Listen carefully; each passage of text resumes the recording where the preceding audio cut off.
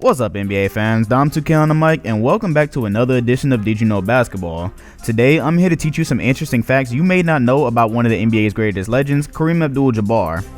Now, when you hear Kareem's name, all the typical and iconic things about him come to mind. You remember him wearing that 33 Lakers uniform, you envision the goggles he used to wear, and you never forget that unstoppable skyhook that propelled him to be the NBA's leading scorer, which is a record that still stands today.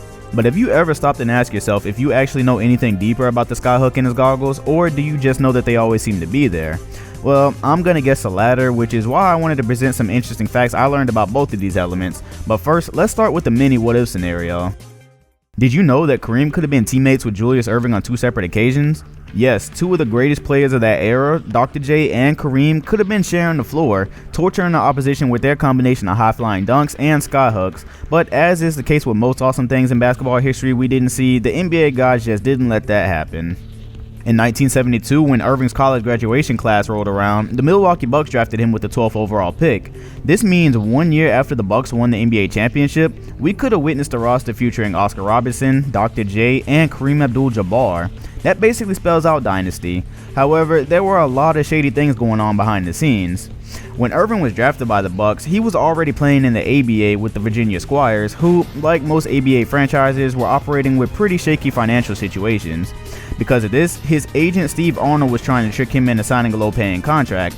This led Julius Erving to try and ditch the Squires, as most people would have. However, he signed a 4-year contract with the Atlanta Hawks in the NBA, which the Bucks weren't aware of at the time of drafting him. In the NBA, the Bucks technically owned the rights to Erving by signing him, meaning he couldn't legally play for Atlanta, but he also couldn't legally play for the Bucks either because, well, he was still under contract with the Squires in the ABA, so a court ordered him back to playing for the Squires. Now, if you know anything about legal contracts you sign with anything in life, you really can't just do whatever you want and break them like Erving was doing here, but I'm not blaming him, the guy was messing with his money.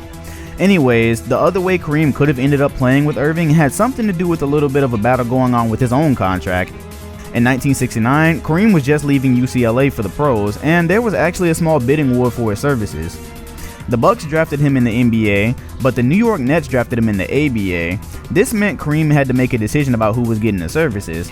He made it very clear from the start he'd only take one offer from each team, saying, quote, "A bidding war degrades the people involved. It will make me feel like a flesh peddler, and I don't want to think like that." So, with one shot at it, the Bucks and Nets made their offers, but here's where the Nets messed up. Kareem was from New York, so they just kinda assumed they could get him at a bargain, thinking Kareem would choose close to home over anywhere else, even if it meant taking less money. But trying to lowball an obvious future legend is a move that rarely ever pays off. Just ask Orlando Magic with how they treated Shaq before he took off to LA. Kareem accepted the Bucks' offer of $1.4 million, and then the Nets tried to make up for it by offering him a guaranteed amount of $3.2 million. But being a man of his word, Kareem would not give the Nets a second chance. Had the Nets have secured Kareem's services, about 3 years later when the Squires were forced to trade Erving to the Nets due to financial troubles, we again could have seen Kareem and Erving playing for the same team, only this time in the ABA. Let's rewind this a little bit back to Kareem's draft date to talk about one more potential what if. Did you know that the reason the Suns still don't have a championship today is pretty much due to the probability of a flip of a coin? Yes, although the Suns have the 4th best winning percentage of all time, they still have yet to win an NBA championship, and that's mostly because in 1969 when Kareem was drafted, before people were making conspiracies about bent cards and whatnot, the first pick in the draft was done by virtue of a coin flip. The Bucks and Suns, being the worst 2 teams in the league at the time, flipped for Kareem, and it came out in the Bucks' favor. Had there been a strong breeze in that room or any other abstract factor affecting coin flips, Kareem would have been a Sun, and NBA history would be flipped on its head as we know it. Being drafted by the Suns meant he might have never requested a trade, and therefore he may never have been a Laker. Maybe Showtime wouldn't have ever existed. We really have no clue, to be honest. That's just something fun to ponder. Did you know that the reason Kareem wears goggles is because it's linked to a pretty serious medical condition he developed? Yes, they're not just a fashion statement. Those goggles that are synonymous with Kareem's image came because Kareem had a very unfortunate history with getting poked in the eyes. Playing for UCLA on January 12, 1968, he was struck by Tom Henderson while fighting for a rebound, and he suffered a scratched left cornea. It was so bad, in fact, that he had to miss some games, and even when he did return, that eye injury is what basically caused one of only 2 losses in his college career. He couldn't shoot correctly playing with one eye. The other time he was poked in the eye was actually in conjunction with one of 2 times that he broke his hand.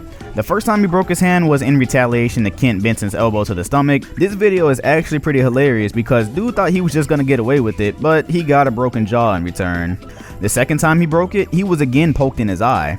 This time, instead of taking his anger out on Kent Benson's jaw and breaking it, he punched the stanchion on the goal, causing him to miss 2 months of the season. Kareem was noticing that it seemed as if the referees were purposely overlooking how players would go for his eyes because he was so tall and dominant. His size helped him dominate all the time from college, high school, and in the pros, so certain players would just purposely go for the eyeballs, and this caused him to start wearing the iconic goggles we remember today.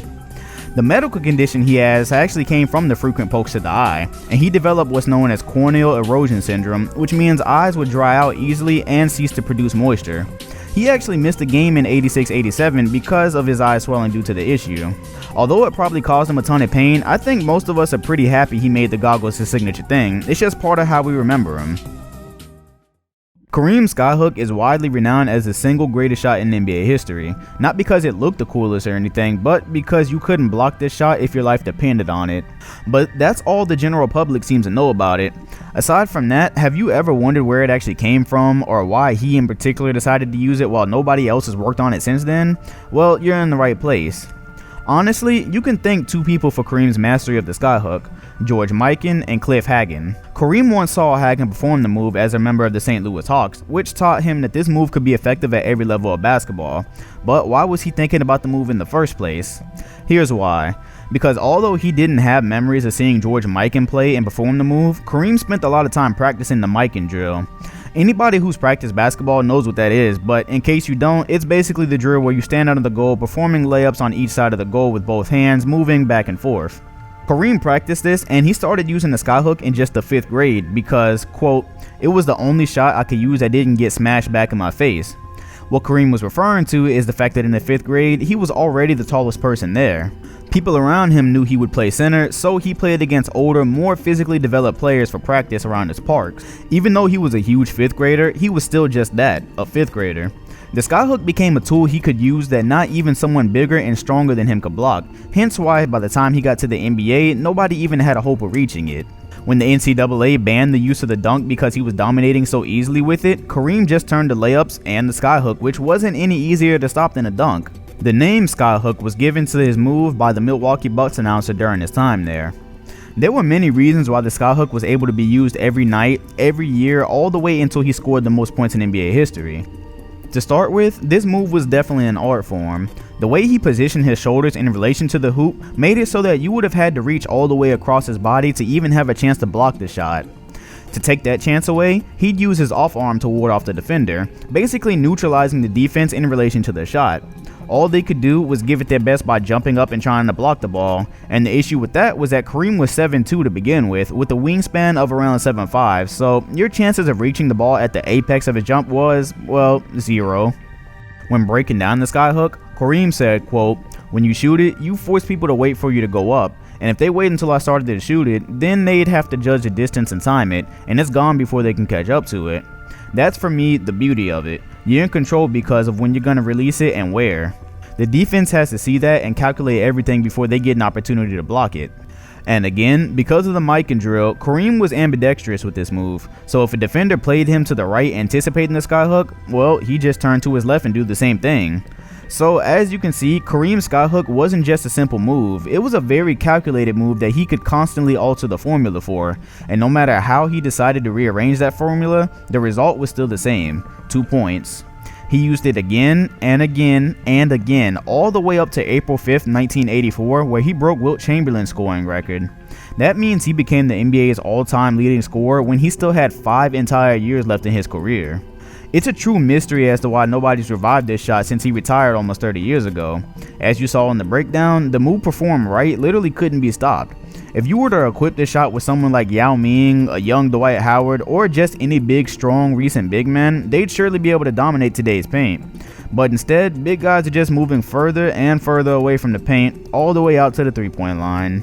And so that about wraps it up for today's edition of Did You Know Basketball featuring Kareem Abdul-Jabbar. Hopefully you learned something about the factors that we all seem to take for granted about him. The Lakers jersey, the goggles, the Skyhook that's all synonymous with his name, and now you also know that he was really close to playing with Julius Erving before he played with Magic Johnson. And hopefully you know a little bit more about why for all of these factors. If you learned something, please hit the like button, subscribe, and comment just if you enjoyed in general. Also, check out the other edition of Did You Know Basketball featuring Kevin Garnett because he just retired, and a lot of you probably don't know that before the Celtics, he almost went to another surprising team. So, I'm Dom2K, and as always, I'll see you guys on the next video.